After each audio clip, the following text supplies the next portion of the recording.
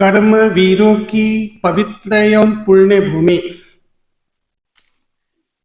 सीवान में आयोजित प्रधानाचार्य सम्मेलन के इस समापन सत्र में मंच पर उपस्थित इस सत्र की अध्यक्षता कर रहे डॉक्टर शरद चौधरी जी, मंचस्थ अपने प्रांत के प्रांतीय सचिव श्रीमान रामलाल जी, प्रदेश मंत्री डॉक्टर सुबोध जी, ललित जी, इस सभागार में उपस्थित विश्वविद्यालय प्रबंध कार्यकारिणी एवं लोक शिक्षा समिति बिहार के ऐसे प्रमुख पदाधिकारीगण, प्रधानाचार्य सम्मेलन में विविध भूमिकाओं में अपनी अपनी भूमिका का निर्वहन कर रहे ऐसे पूर्णकालिक कार्यकर्ता बंधु और सम्मेलन में हिस्सा ले रहे आत्मीय प्रधानाचार्य बंधु भगिनी, हम समापन सत्र में बैठे हैं। इस समापन सत्र करने वालों के सामने एक बहुत बड़ी चुनौती रहती है। विगत 3-4 दिनों से अलग अलग प्रकार के विषयों में हमारी सहभागिता, उसकी चर्चाएं होती है और इतनी बातों की चर्चा हो जाती है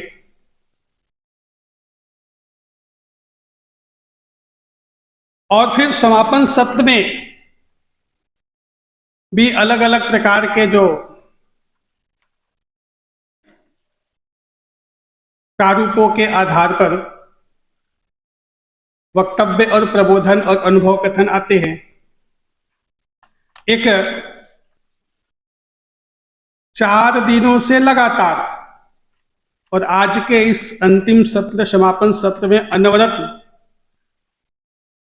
लगभग हमको लगता है कि 1.5 घंटा, पौने 2 घंटा हो गया होगा और फिर पता नहीं अभी और कितने घंटा बैठना है।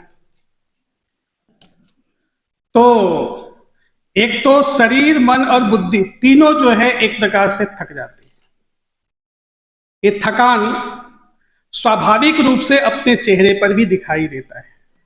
तो कहीं ना कहीं सुनने की मानसिकता में हम रह पाते हैं कि विषय इतने आते हैं, प्रांतीय मंत्री और प्रांतीय सचिव के द्वारा इतना होमवर्क भी दे दिया जाता है कि अब वो मन में बैठे यहां से जाते ही जो भी कार्य मिले हैं उसके क्रियान्वयन के पहलू हैं उसको हम कैसे करें, नहीं करेंगे समय पर तो फिर कई प्रकार के प्रश्न प्रांतियों से पूछा जाएगा। ऐसी स्थिति में अपने मन को भी संतुलित और स्थिर बनाए रखना है आपके सामने एक बहुत बड़ी चुनौती है।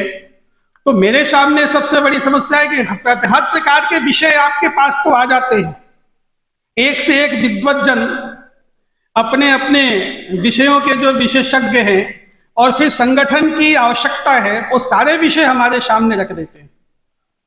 तो फिर अंतिम में जो समापन का विषय रखना क्या है और फिर समापन में सभी विषयों को सार रूप रखें, इसके लिए फिर 4 दिन आपके साथ रहना पड़ेगा। जो भी समापन करने वाले लोग हैं, क्या क्या विषय चला के किन बातों की चर्चा हुई वो संभव नहीं है। तो आपके सामने सुनने की चुनौती और आपको बांध करके रखने की एक बहुत बड़ी चुनौती मेरे सामने, ये दोनों बराबर है। लेकिन एक व्यवस्था बनी है और उस व्यवस्था के अनुरूप आपको भी सुनना मजबूरी है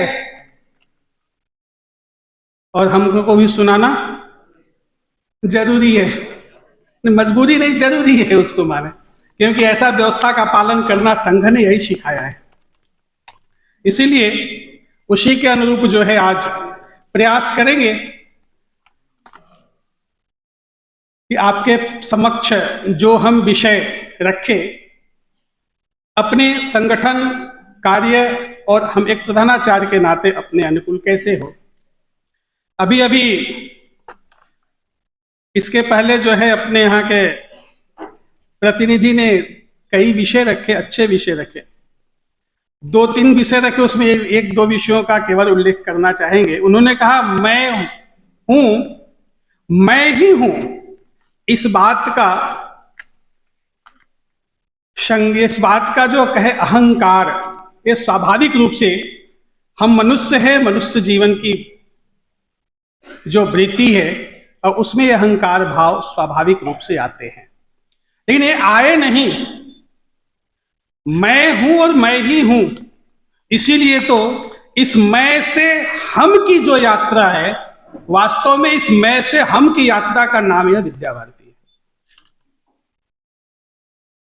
दूसरी बात उन्होंने कही कि दुनिया रंगमंच है और हम जोकर हैं। दुनिया रंगमंच है पक्का है, लेकिन हम जोकर नहीं है, जोकर है। यानी इस रंगमंच पर जिस जिस भूमिका में आते हैं, जो जो भूमिका आती है, जो जो जिम्मेवारी मिलती है, उसके कर्तव्य बोध के आधार पर उस भूमिका में हम सफलतापूर्वक दायित्व बोध का निर्वहन करते हैं, चाहे जिस भूमिका में आए।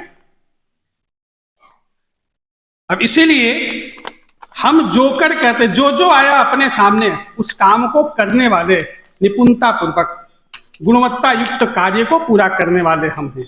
किसी के मनोरंजन करने वाले हम नहीं हैं, हम निर्माण करने वाले हैं। और यह निर्माण का कार्य जो है, यह हमारी विद्या भारती है। वैसे समाज जीवन में अलग अलग प्रकार की भूमिकाओं में हम सब रहते हैं, समाज जीवन के हर लोग रहते हैं, और हर भूमिका का एक ही हेतु है, समाज और राष्ट्र का निर्माण। अपने रुचि, प्रकृति और समाज की जरूरत के हिसाब से हम क्षेत्र चुनते हैं, आवश्यकता के हिसाब से हम कार्य चुनते हैं। हम सब ने भी, यहां उपस्थित जितने भी कार्यकर्ता बंधुगण उपस्थित हैं, उसी समाज और राष्ट्र के निर्माण में अपनी भूमिका को सुनिश्चित करने के लिए हमने एक क्षेत्र चुना है। और वह क्षेत्र कौन सा चुना है? तो हमने शिक्षा का क्षेत्र चुना है। शिक्षा को ही अपने कार्य का आधार बनाया है, क्योंकि हम सब जानते हैं, कई बार चर्चाएं हमारे सामने आई होगी, क्योंकि शिक्षा ही जो है वह व्यक्ति के आंतरिक और बाह्य शक्तियों का एकमात्र सर्वोत्तम उपक्रम है। व्यक्ति का व्यक्तित्व हो, व्यक्ति का चरित्र हो, चिंतन हो, कुशलताएं हो, दैनंदिन जीवन में आने वाली हर वह छोटी बड़ी जो बातें हैं, छोटी बड़ी जो आदतें हैं, वह सबके सब जो है हमारी शिक्षा पर ही निर्भर है। स्वामी विवेकानंद जी कहा करते थे कि जिस समाज अथवा देश की शिक्षा व्यवस्था जितनी गहरी होगी, जितना व्यापक होगा, उस समाज और राष्ट्र का जीवन जो है उतना ही अधिक विकसित होगा, प्रभावशाली होगा और शक्ति संपन्न होगा। इसीलिए हम जिस कार्य को अपने हाथों में लिए हैं, वास्तव में यह कार्य साधारण कार्य नहीं, असाधारण कार्य है। हम अपने निर्धारित लक्ष्यों के बारे में विचार करते हैं। उस लक्ष्य के बारे में विचार करते समय हम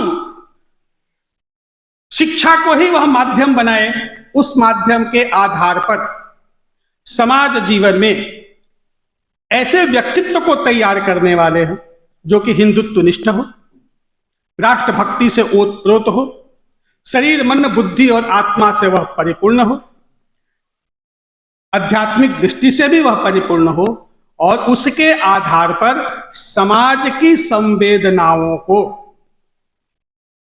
ठीक से समझ करके, पढ़ करके, समाज के अंदर की जो कुरीतियां हैं, उन कुरीतियों को दूर करते हुए समाज में आने वाली हर प्रकार की चुनौतियों को ठीक से समझ करके उसको जड़ और मूल से समाप्त करते हुए अपना समाज जो है, अपना देश जो है, समाज में रहने वाले हर एक जन जो है वह समरस, सुसंपन्न सुसंस्कृत शक्तिशाली समाज और राष्ट्र का निर्माण, यह भी हमारे कार्य का यह लक्ष्य है। अब यह राष्ट्र का निर्माण और समाज का कार्य जो हमने अपने हाथों में लिया है, यह कोई साधारण सा कार्य नहीं, हमने मतलब असाधारण कार्य है, और यह कोई नया कार्य है जो हम कर रहे हैं। ऐसा भी है क्या? ऐसा भी नहीं है। हम पहली बार इस प्रकार के कार्य कर रहे हैं, हम ही, इसके पहले किसी ने नहीं किया, ऐसा नहीं। वर्षानुवर्ष से चलते आया, युग युग से चलते आया है। हम तो ईश्वर की नियति से स्वयं जो है इस कार्य को, स्वयं सिद्ध जो कार्य है, ईश्वरीय कार्य है, इसको हमने स्वीकार किया है। इसीलिए हम कहते हैं कभी कभी कि हम जो कार्य कर रहे हैं उस कार्य में हम सब ईश्वरीय कार्य के वाहक के रूप में हैं। हर युग में इस प्रकार के कार्य जो है, निर्माण के कार्य जो है, पुनर्स्थापना के कार्य जो है, ईश्वर करते आए हैं। कभी स्वयं व्यक्ति के रूप में, तो कभी व्यक्ति को निमित्त बना करके अपने कार्य के लिए भेजा है। अपने यहां श्लोक हमने पढ़ा है, त्रेतायाम मंत्र शक्तिश्च ज्ञान शक्ति कृते युगे, द्वापरे युद्ध शक्तिश्च संघे शक्ति कलौ युगे। तो इस भाव के आधार पर हम जो है इस श्रेष्ठ एवं पवित्र कार्य के निमित्त ईश्वरीय आदेश के आधार पर बने हैं। अब इतना श्रेष्ठ और पवित्र कार्य करना है, तो श्रेष्ठ और पवित्र कार्य करने के लिए श्रेष्ठ गुण संपन्न होना चाहिए, गुणों से संपन्न होना चाहिए। कोई कितने जो अच्छा कार्य करता है, अच्छे कार्य करने के लिए अच्छी गुणों चाहिए, अच्छी कई अलग अलग प्रकार की गुण संपन्न विशेषताएं उस कार्य के लिए आवश्यक होता है। हम सब प्रधानाचार्य है। अब ये कहने की बात नहीं प्रधानाचार्य यानी क्या है, लेकिन स्मरण करने की बात है प्रधानाचार्य यानी क्या। हम कहते हैं प्रधानाचार्य वह व्यक्तित्व है जो अपने अनुभवों के आधार पर, अपनी योग्यता के आधार पर, अपनी क्षमता के आधार पर, अपनी समझदारी के आधार पर, और समझदारी के साथ साथ समर्पण के आधार पर विद्यालय के अंदर जो है शैक्षणिक, अनुशासन प्रिय, पवित्र और आकर्षण बनाए रखने का कार्य करते हुए, साथ ही शिक्षक, छात्र, प्रबंधन और अभिभावकों के बीच समन्वय बनाते हुए, समन्वय स्थापित करते हुए जो हमारा निर्धारित लक्ष्य है, उस लक्ष्य की ओर सफलतापूर्वक कर्तव्य बोध के आधार पर, दायित्व बोध के आधार पर काम करने वाला यह कार्यकर्ता, यह प्रधानाचार्य है। अब इसीलिए हम कह सकते हैं कि प्रधानाचार्य यानी जो अपनी कार्य शैली है, विचार शैली है, व्यवहार शैली है और यहां तक कि नेतृत्व शैली है, जिस प्रकार से हमारा यह शैली होगा, उसी प्रकार से विद्यालय का परिदृश्य जो है, उसी प्रकार से विद्यालय की पहचान जो है वह स्थापित होगी। अब इसीलिए विद्यालय के सर्वांगीण विकास की आकांक्षा रखने वाले हर प्रधानाचार्यों के अंदर जो कई प्रकार की विशेषताएं, वर्गों में, इसमें बैठकों में कई प्रकार की चर्चाएं होती रहती है, कई प्रकार की विशेषताओं का समावेश होना जरूरी होता है। इस प्रकार के जो सम्मेलन होते हैं उसमें हम जो है वह पुनर्स्मरण करते हुए अपने आप को आत्मनिरीक्षण, आत्मसमीक्षा, आत्ममंथन करते हुए उस योग्य कैसे हम तैयार करें, इस दिशा में भी हम स्वयं प्रयास करते रहते हैं। विषय कई है, विशेषताएं कई है, लेकिन कुछ विशेषताओं को अगर हम विचार करते हैं कि कौन कौन सी ऐसी विशेषताएं हैं, अभी हम व्यक्तिगत रूप से कार्यकर्ता के नाते प्रधानाचार्य को केंद्र में रख करके हम विचार करते हैं, तो कहते हैं कि सबसे पहले अगर विशेषताओं के बारे में विचार करना, चाहे कोई भी व्यक्ति हो, तो उसके व्यक्तित्व के बारे में विचार करना, क्योंकि स्वाभाविक रूप से समाज में राष्ट्र और पुनर्निर्माण करने वाले हर एक व्यक्ति को जो है कहीं ना कहीं व्यक्तित्व को कमाना पड़ता है, व्यक्तित्व अर्जन करना पड़ता है। प्रत्येक व्यक्ति के पास प्रत्येक व्यक्ति के अंदर दो प्रकार के ऐसे गुण विद्यमान रहते हैं जिसको स्वाभाविक रूप से कहते हैं दैवी और आसुरी। कहते हैं नर चाहे नारायण बन जाए, अपने यहां इसके भी कई उदाहरण है, और नहीं तो नराधम भी बनता है। हमको क्या बनना है? हमको जैसा बनना है वैसा हमको व्यक्तित्व जो है वह अपने आप में विकसित करना पड़ता है। और उसे यह व्यक्तित्व वह संपदा है किसी व्यक्ति के लिए जो व्यक्ति के अंदर की जो ज्ञानेंद्रियां हैं और जो कर्मेंद्रियां हैं, जिसके आधार पर हमारे हर प्रकार की कृति वह होती है। इन ज्ञानेंद्रियों और कर्मेंद्रियों की क्षमता का विकास और दोनों में संतुलित जो है समन्वय बनाए रखने का कोई कार्य करता है तो वह व्यक्तित्व है। इसलिए हर व्यक्ति को अपने व्यक्तित्व के बारे में, व्यक्तित्व के विकास के बारे में वह विचार करें। व्यक्तित्व भी दो प्रकार के हैं, एक आंतरिक है और बाह्य है। कुछ तो देखा जा सकता है और कुछ अनुभव किया जा सकता है। आंतरिक वह दिखता नहीं, वाणी है, मन है, और उस वाणी और मन के आधार पर हमारे कार्य हैं। किसी व्यक्ति की पहचान स्वाभाविक रूप से वाणी से होती है। आपने कथा सुना होगा, एक बार एक जंगल में एक राजा जो है वह शिकार करने के लिए जाते हैं अपने सैनिकों के साथ। शिकार करने जाते समय कोसों दूर जंगल में निकल जाते हैं, वो थक जाते हैं शिकार करते करते, शिकार के पीछे भागते भागते। ऐसी स्थिति में सबको प्यास लगती है। उस दूर जंगल में पानी कहां से आए? तो एक जगह पेड़ की छांव में सब इकट्ठे होते हैं और राजा जो है वह अपने सिपाही को पानी के लिए आदेश करता है, जाइए पानी ढूंढ करके लाइए। कुछ दूर वह जैसे ही सिपाही आगे बढ़ता है तो एक कुटिया दिखती है। कुटिया के बाहर एक व्यक्ति बैठा हुआ दिखता है, वो देख नहीं सकता था। अब ऐसी स्थिति में उस व्यक्ति से पूछा हो सिपाही, ऐ अंधे, यहां आसपास में कहीं पानी है क्या? तो वह व्यक्ति बताए कि बस थोड़ी ही दूर आगे जाने के बाद वह पानी है, आप ले सकते हैं। वह पानी की तलाश में गया, लेकिन उसको देर हो गई। लौटते लौटते जब देर हुई तो पुनः राजा जो है अपने मंत्री को बोलते हैं, अरे सिपाही को पानी का पता लगाकर आने में देर हुआ, इसलिए थोड़ा तुम जाकर के देखो। वह भी उसी रास्ते से गुजरता है और गुजरते हुए उसके सामने भी वह सूरदास जो है वह अंधा व्यक्ति है, वह दिखाई देता है। पूछता है कि ऐ सूरदास जी,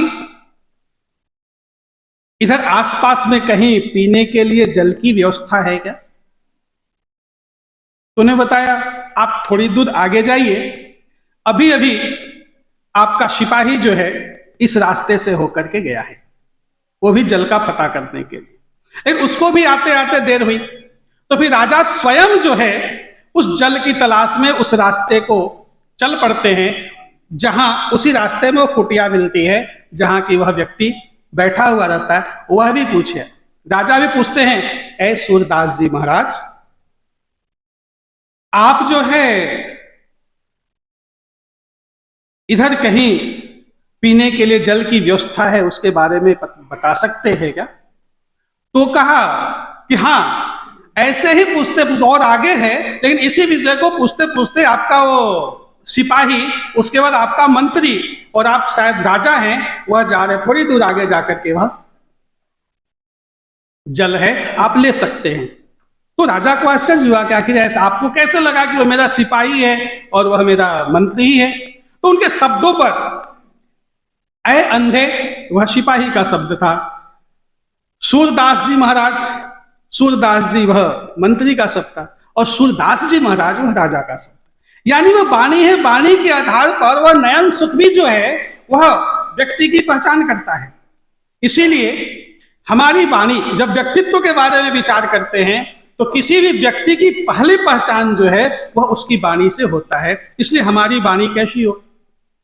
गीता में कहा है, अनुद्वेग करम वाक्यम सत्यम प्रिय हितम चयत, स्वाध्यायाभ्यसनम चैव वांगमयम तप, उसते तप है, वाणी का तप है, अर्थात उद्वेग न करने वाले, प्रिय हो, हितकारक हो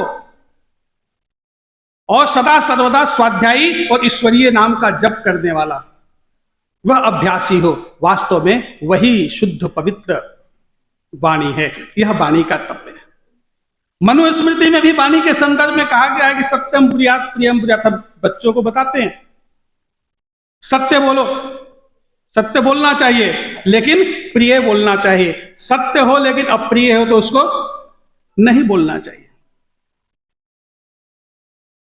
तो ऐसी स्थिति में अपनी वाणी पर, और वाणी के साथ साथ मनुष्य मन के बारे में है, मन के बारे में, मन को भी संतुलित रखना। मनः मनुष्याणाम कारणम बंध मुच्यते।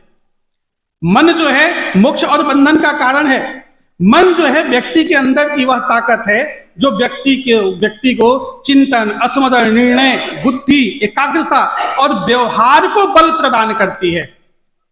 और उसी वाणी और मन के आधार पर हमारी कृति होती है। इसीलिए अगर शुद्ध वाणी शुद्ध मन रहे तो हमारी कृति सुविचारित, संतुलित, कुशल और हम कह सकते हैं कि सत्यम स्वयं और सुंदरम हो सकता है। वैसे ही वाह्य व्यक्तित्व के बारे में विचार करें तो वाह्य व्यक्तित्व के बारे में ये सारी बातों की आवश्यकता एक प्रधानाचार्य होने के नाते, समाज निर्माता होने के नाते इसकी आवश्यकता है व्यक्तिगत हमारे लिए। वाह्य व्यक्तित्व के बारे में विचार करें तो इसमें साहस है, सामूहिकता है, अनुशासन है, व्यवहार है, स्वभाव है। साहस के बारे में कहते हैं साहस एक युद्ध है और विजय पाने के लिए एक अमोघ अस्त्र के रूप में यह कार्य करती है। छोटी छोटी सी बातों में, समस्याओं में घबराते हैं हम। नई नई चुनौतियां समाज में आती है लेकिन हम घबराते हैं और उस चुनौतियों को समाधान करने के पीछे न लग करके हमारी हिम्मत, हमारा मन जो है वह कमजोर पड़ता है, हम अपना पैर पीछे खींचते हैं। इसीलिए हमारे अंदर साहस और हमारे कारण से हमारे सहयोगियों को वह साहसी बनते जाएं और उसके साथ साथ सब में एक सामूहिकता दिखे, सामूहिक रूप से विचार करने वाला, सामूहिक रूप से कार्य करने वाला। कई बार, एक दो बार कई सत्रों में हमने कहा था, अपने यहां सामूहिकता एक बड़ा भाव है। एक साथ मिल करके बैठना, एक साथ मिल करके विचार करना, एक साथ मिल करके काम करना। कम टुगेदर, थिंक टुगेदर और वर्क टुगेदर, यह भाव।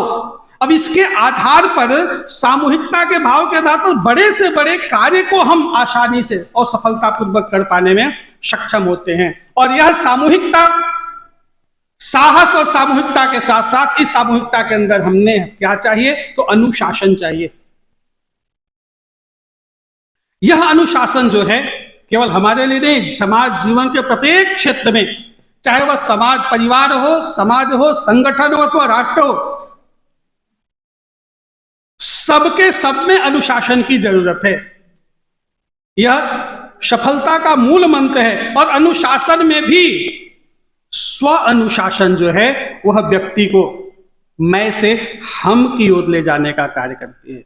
आज जो है कहीं ना कहीं हम, ठीक है आज हम बहुत बड़े हो गए, संगठन बड़ा हो गया, लेकिन कहीं ना कहीं संगठनों में भी जो अनुशासन है उसका थोड़ा बहुत अभाव दिखता है। हम सबको इस विषय पर विचार करते हुए स्व अनुशासन के आधार पर हमारे कारण से हमारे लोगों में यह स्वभाव जगे, यह स्वभाव में आए, उसका प्रकटीकरण अपने व्यवहारिक जीवन में यह दिखने की आवश्यकता है। वैसे ही व्यवहार है, हम कहते हैं व्यक्ति का व्यवहार जो है हमारे व्यक्तित्व की एक कसौटी है। और दूसरों के साथ हम जैसा कोई व्यवहार नहीं चाहते, हम पसंद नहीं करते हमारे साथ ये व्यवहार न करें, हम वो व्यवहार दूसरों के साथ न करें। आज देखने को क्या मिलता है, हम संगठन से बाहर की बात नहीं करते, अंदर की बात है।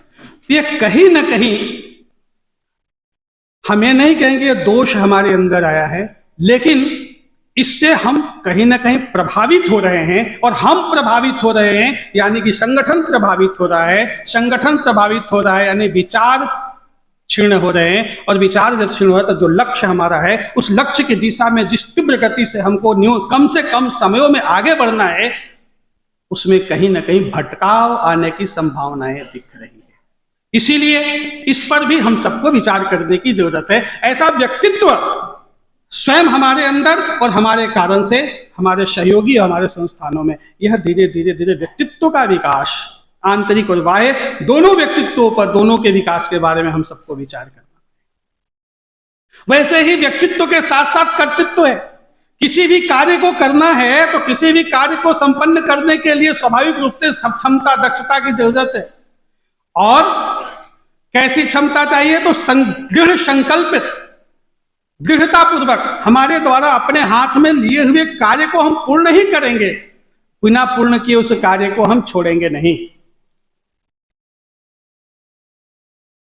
यह बहुत बड़ी बात है हम सभी कार्यकर्ताओं के लिए। ऐसे दृढ़ संकल्पित स्वभाव हमारे अंदर है, हम किसी पर प्रश्न नहीं खड़ा कर रहे हैं, लेकिन इसको और अधिक बढ़ाने की आवश्यकता है। और दृढ़ संकल्पित कार्यकर्ताओं के अंदर जो विशेषताएं चाहिए वह आत्मविश्वास चाहिए। कहीं ना कहीं काल परिस्थिति के आधार पर हमारे अंदर आत्मविश्वास भी कमजोर हुआ है अपने कार्य, किसके प्रति? कार्य के प्रति, कार्यकर्ता के प्रति, कार्य पद्धति के प्रति, नेतृत्व के प्रति और अपनी निष्ठा के प्रति। यह इसको बढ़ाने की आवश्यकता है। इसके लिए आत्मविश्वास आवश्यक है, और आत्मविश्वास के साथ साथ हमेशा हर क्षण अपना मन जो है वह बीजिगुषी, यानी सदा सर्वदा जो है वह विजय को प्राप्त करने वाला चाहिए। कहते हैं ये आत्मविश्वास के अभाव में व्यक्ति जो है शक्तिशाली होते हुए भी कमजोर और विद्वान होते हुए भी मूर्ख होता है। ऐसा हम नहीं कहते, हमारे शास्त्रों में है। इसीलिए अपने व्यक्तिगत जीवन से लेकर के सांगठनिक जीवन में हमको सफलता हासिल करनी है, तो हमारे सहित हमारे अपने लोगों में यह आत्मविश्वास का संचार जो है सदा सर्वदा प्रवाहमान होते रहना चाहिए। क्योंकि यह आत्मविश्वास जो है हमें अंधकार से प्रकाश की ओर, तमसो मां ज्योतिर्गमय, इसके आधार पर प्रकाश की ओर हम आगे बढ़ सकते हैं। वैसे ही जब हम कर्तृत्व की बात करते हैं तो कर्तृत्व में धैर्य भी आता है, जिसको धृति बोलते हैं, धर्म का लक्षण। हम जब पढ़ाते हैं तो अपने मन, वचन और कर्मों में समन्वय बनाते हुए हमको काम करने की जरूरत है। तो स्वाभाविक रूप से धैर्य की आवश्यकता है, अपने अंदर कष्ट सहने की क्षमता उसकी आवश्यकता है।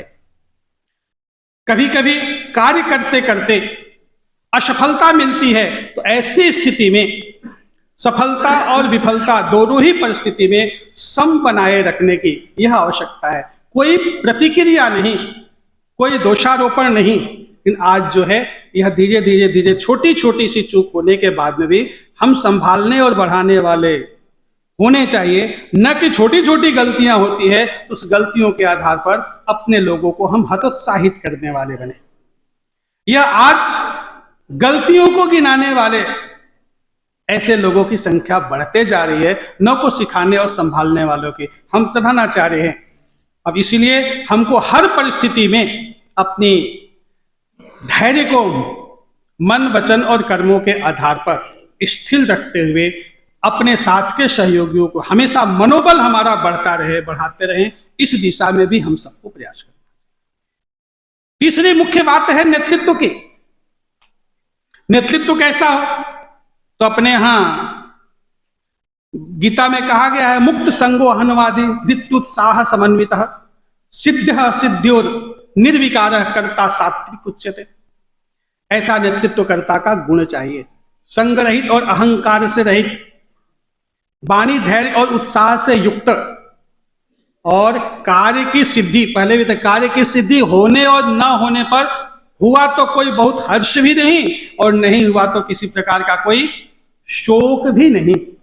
इसीलिए इस नेतृत्व की क्षमता के बारे में जब विचार करते हैं तो अभी अभी राम की चर्चा हुई। हमारा तो सौभाग्य है, आगे भी राम है और पीछे भी राम है, जहां राम लाल है वहीं ख्याली राम है। तो आगे भी राम और पीछे भी राम, ये राम हमारे आदर्श हैं।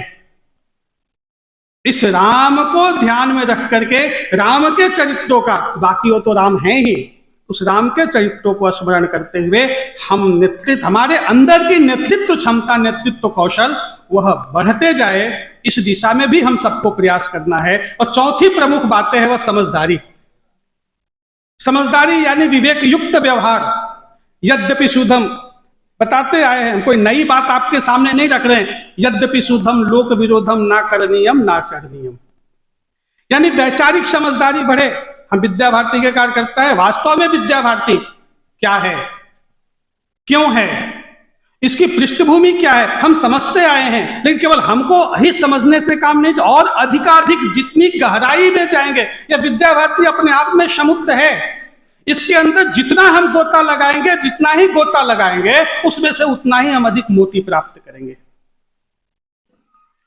अब इसीलिए यह समझदारी अपने विचारों के प्रति यह बढ़ते जाए, और केवल हमारी नहीं बढ़े, हम फिर कह रहे हैं केवल हम है, हमारे लिए सारे विषय नहीं है, तो हमारे साथ जो सहयोगियों का एक बहुत बड़ा संच है। उस संच में यानी हमारे आचार्य हैं, आचार्य भगिनी है, विद्यालय परिवार है, विद्यालय की समिति है, और जिस क्षेत्र में विद्यालय है उस विद्यालय का एक अपना आभा मंडल है। उस आभा मंडल में हमारे क्षेत्र में विद्यालय में पढ़ने वाले भैया बहनों के जहां जहां जिस कोने कोने से आने वाले हैं, उनके अंदर समझदारी, और उसके द्वारा वहां तक समझदारी, अंतिम व्यक्ति तक।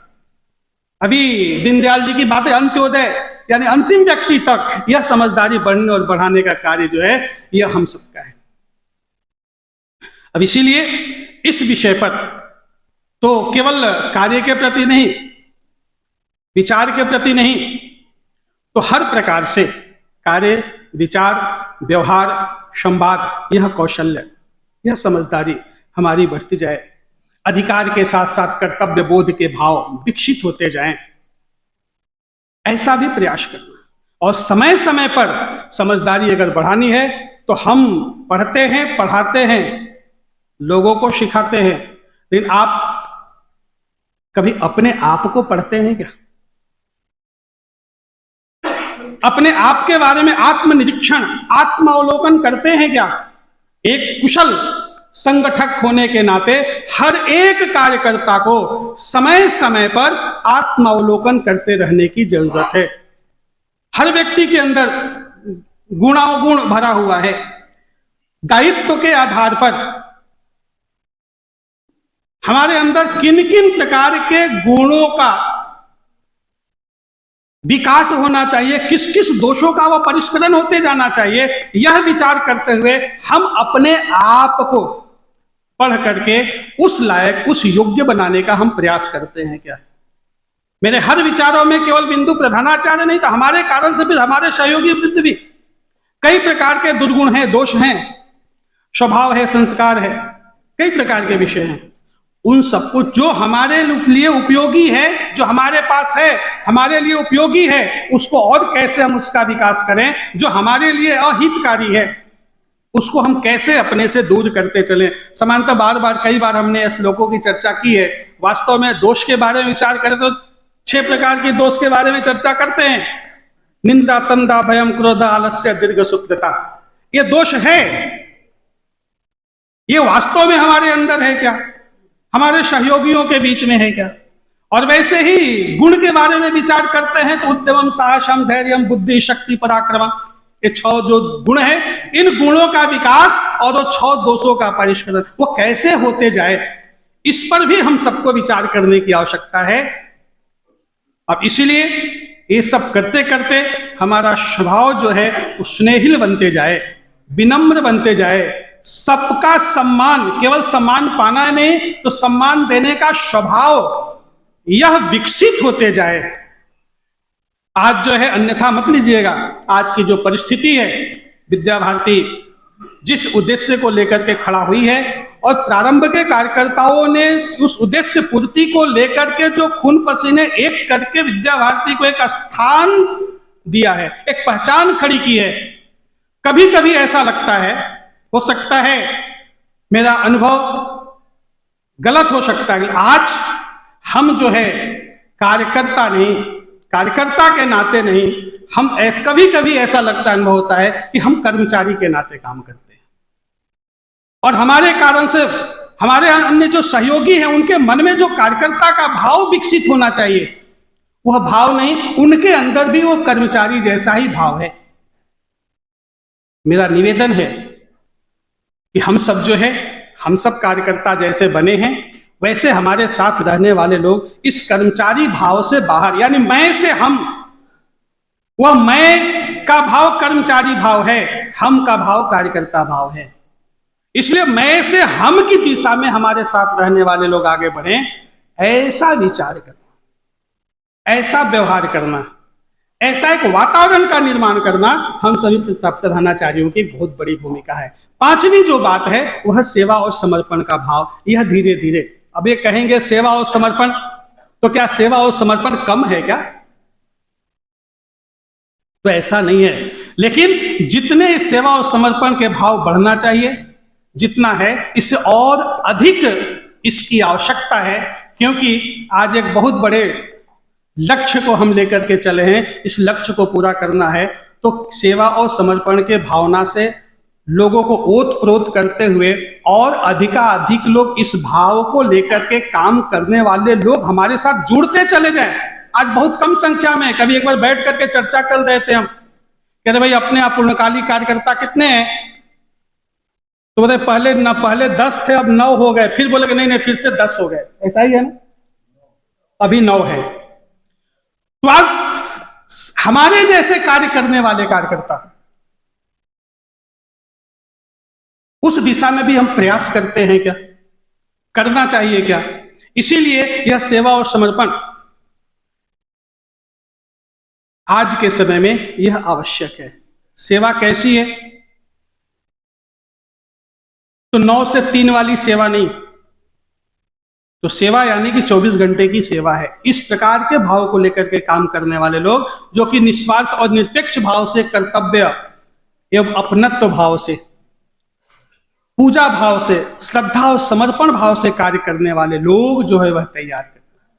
और समर्पण के बारे में जब विचार करते हैं तो अपने ध्येय के अनुरूप आचरण को स्वीकार करते हुए यह समर्पण का भाव विकसित होते जाए। समर्पण की पराकाष्ठा है, हम जितना समर्पण कर सकते हैं, लेकिन अंतिम अपने कहा, अपने हम लोग भी कभी संस्कृत अपने यहाँ श्लोक में बताते हैं, कायेन वाचा मनसेन्द्रियैर्वा बुद्ध्यात्मना वः प्रकृति स्वभावात् करोमि यद्यत् सकलम परस्मै नारायणायति समर्पयामि। अपने शरीर, मन, बुद्धि और आत्मा के द्वारा जो भी हम अर्जन करते उसका समर्पण करना, यानी समर्पण करना केवल मेरा नहीं, वैसे समर्पण करने वाले लोग बढ़ते जाएं, इस दिशा में प्रयास करना। और समर्पण, फिर से हम वहीं आएंगे, अपने कार्य पद्धति, विचार और नेतृत्व के प्रति हमारा समर्पण बढ़ना चाहिए। आज हम हल्की हल्की चर्चाएं करते हैं कभी कभी, और विशेष करके नेतृत्व के प्रति जो चर्चा है, जो व्यवस्था है, उसके प्रति कई जगह कभी कभी सुनने को मिलता है। तो इससे इस प्रकार का जो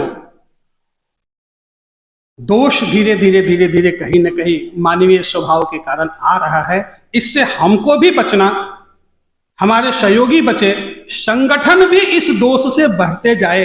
इसीलिए हम पहले भी बताए कि हमको समर्पण, नेतृत्व के प्रति, कार्य पद्धति के प्रति, विचारों के प्रति और समर्पण का भाव यह धीरे धीरे बढ़ना, बढ़ाते जाना, और हमारे सहित हमारे सहयोगी के प्रति कहीं भी नकारात्मक विषयों की चर्चा ना हो।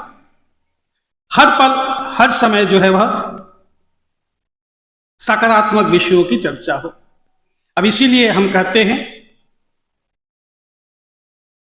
कि आज के परिप्रेक्ष्य में जब विचार करें तो ये 5 जो विषय हैं, 5 जो विशेषताएं हैं, इन विशेषताओं को हमारे अंदर हम कैसे इसको विकसित कर सकते हैं, कैसे बढ़ा सकते हैं। 5 बातें फिर से केवल शब्दों में हम स्मरण करते हैं। पहला व्यक्तित्व है, दूसरा कर्तृत्व है, तीसरा नेतृत्व है, चौथा समर्पण है, समझदारी है। ये 5 बातों का जो है वह स्मरण करते हुए, इन 5 बातों को केंद्र में रखते हुए हम अपने बारे में थोड़ा मूल्यांकन करें, और उसके आधार पर हम अपने आप को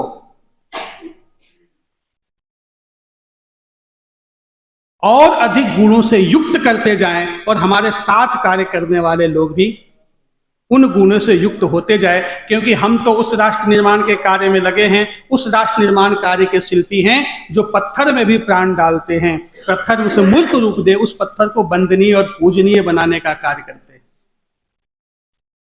हम जौहरी नहीं है, हम सिरफिरा नहीं है। पत्थर के बारे में हमने कई बार कहानियां सुनी होगी। एक छोटा सा पत्थर है, अगर किसी सिरफिरे के हाथ में तो किसी का सर फोड़ने का काम करता है। किसी जौहरी के हाथ में आ जाए तो जौहरी जो इस पत्थर को तराश करके उससे अलग अलग प्रकार के आभूषण बनाते हैं, तो कहते हैं वह किसी मलिका के गले की हार बन करके वह पत्थर इठलाते रहता है। लेकिन वही पत्थर जो है जब शिल्पी के हाथ में आता है तो पत्थर नहीं, उसमें देव रूप वह देखता है, उस हिसाब से उस पत्थर को तराशता है और तराशते तराशते उस पत्थर को एक देव रूप में प्रतिष्ठित करता है और उसी मूर्ति को वह स्थापित मंदिरों में होता है, वह पूज्य होता है।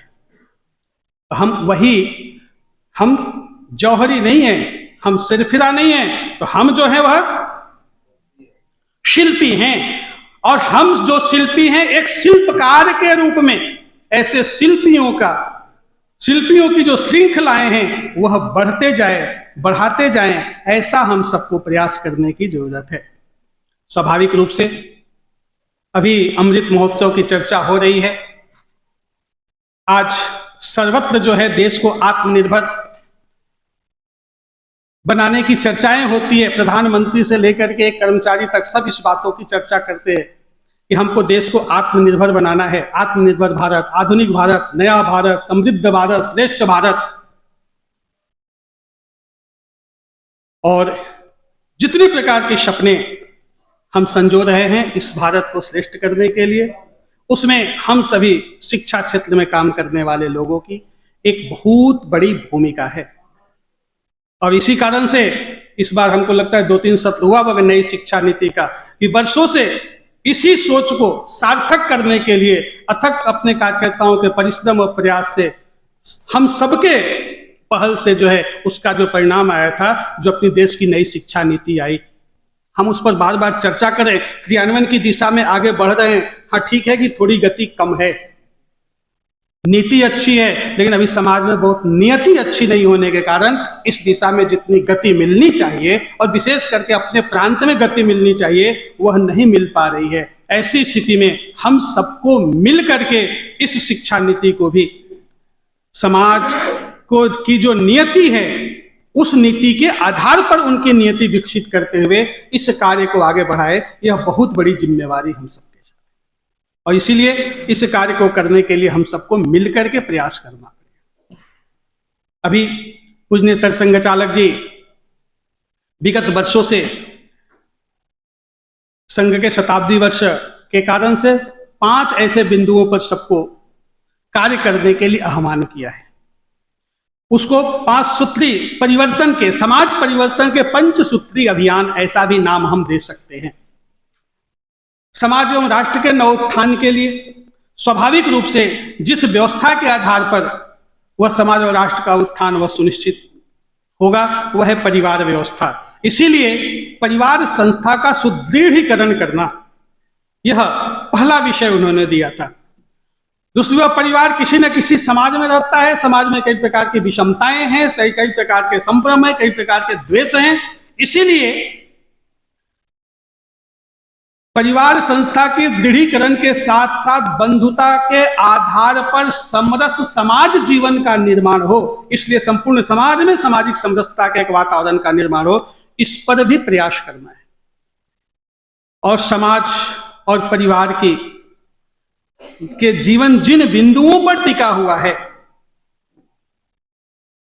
वह है शरीर, मन, बुद्धि और आत्मा, वह है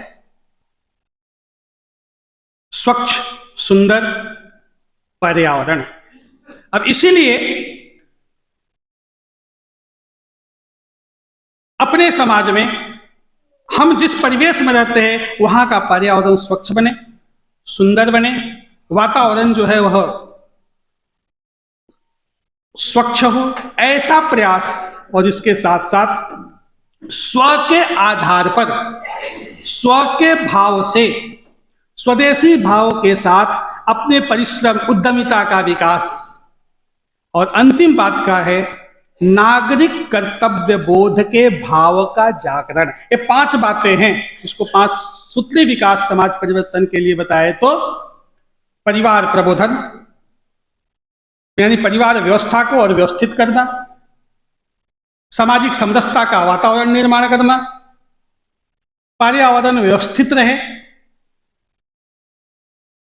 उसके साथ साथ स्व के आधार पर यानी स्व के प्रति बोध, स्व के प्रति स्वाभिमान के भावों का जागरण, और अंतिम नागरिक कर्तव्य बोध के आधार पर अपना जीवन यह समाज में स्थापित हो। और ये 5 बिंदुओं को कहीं एक साथ हम अधिकाधिक परिश्रम, कम से कम परिश्रम में अधिकाधिक भाव जागरण कर सकते हैं। ऐसे शिक्षण संस्थानों की बहुत बड़ी भूमिका इसमें है। इसलिए हम सभी प्रधानाचार्य बंधु यहां उपस्थित हैं। इस विषय को अपने यहां भी चर्चा में विषय आए ही होंगे, आते ही रहते होंगे, लेकिन पंचमुखी विकास यात्रा में हम सब लोग अपनी महती भूमिका को सुनिश्चित करते हुए एक अभियान लेकर के इस संघ के शताब्दी वर्ष में हमको इस विषय पर काम करने की जरूरत है। साथ ही भारत की जो प्राचीनतम समृद्धि है, ज्ञान परंपराओं के साथ जो आधुनिकतम तकनीकी का जो सम्मिश्रण है, वह जो है उसकी भी महती आवश्यकता है। आज की शिक्षा नीति में वे सारे के सारे कहीं ना कहीं वह जुड़े हुए हैं। अब ये सारे जो भी हैं इसको स्थापित करना, क्योंकि इसके आधार पर ही भारतवर्ष जो है विश्व के मंच पर एक समर्थ, वैभवशाली और विश्व कल्याणकारी राष्ट्र के रूप में स्थान प्राप्त कर सकता है। अभी किया नहीं है, उस दिशा में आगे बढ़े हैं। ऐसी स्थिति में इन विषयों को विचार कर हम सबको कार्य और कार्य योजना, प्रांत से अलग प्रकार की कार्य योजना हमको मिलती होगी, लेकिन हम जिस क्षेत्र में रहते हैं उस क्षेत्र की परिस्थितियां अलग रहती है। उस परिस्थितियों को ध्यान में रख करके क्या हमारे अपने विद्यालय के भी अलग से कोई कार्य योजना बनते हैं क्या? प्रांत पूरे प्रांत को ध्यान में रख करके बनाता है। हम कभी अपने विद्यालय को केंद्र में रख करके विद्यालय का जो क्षेत्र है, भौगोलिक क्षेत्र है, जहां तक उसका एक प्रभाव है, क्षेत्र है, उसको ध्यान में रख करके अपने विद्यालय की अपनी स्वयं की कोई कार्य योजना हम तैयार करते हैं क्या? और उस कार्य योजना को फिर प्रांतीय कार्य योजना के साथ थोड़ा समन्वय बना करके क्रियान्वयन करने का प्रयास यह हमारा हो। इस दिशा में भी हम सबको प्रयास करने की जरूरत है। आज के भारत की विकास यात्रा जो है, अपने देश में विश्व स्तरीय जो सुविधाएं हैं, उन सुविधाओं के निर्माण के साथ साथ संपूर्णता में आत्मनिर्भर भारत के निर्माण की यह यात्रा है। हर भारतीयों की एक मन में जो कल्पना है कि आज का भारत जो है स्वच्छ भारत, सुंदर भारत, स्वस्थ भारत, उज्जवल भारत, श्रेष्ठ भारत, इसका निर्माण हो और इसे पूरा करना है, तो स्वाभाविक रूप से इसे पूरा करने की जिम्मेवारी तो देश के संपूर्ण जन को है, संपूर्ण नागरिकों की है। लेकिन कराने की जो जिम्मेवारी जो है, बहुत बड़ी जिम्मेवारी जो है, हम कह सकते हैं हम सब शिक्षा जगत में काम करने वाले कार्यकर्ता बंधुओं को है। तो हमको लगता है कि विगत 4 दिनों में जो जो विषय आए होंगे, कुछ हमने व्यक्तिगत विकास के संबंध में 5 बिंदु और पूजनीय सरसंघ चालक जी ने जो 5 विषयों को पंचमुखी विकास के संदर्भ में, जिसके कारण से सामाजिक परिवर्तन की एक बहुत बड़ी संभावनाएं हमारे सामने हैं, उसको हम आपके सामने रखने का एक प्रयास किया है। हम उसको स्मरण करते हुए उस भाव से अपने शरीर और मन को तैयार करते हुए उसका एक विस्तृत कार्य रूप हम दे सके अपने कार्य क्षेत्र में, इस भाव को लेकर के हम यहां से जाएंगे। इतना निवेदन करते हुए आज के इस समापन सत्र में अपनी बात को हम पूर्ण करते हैं।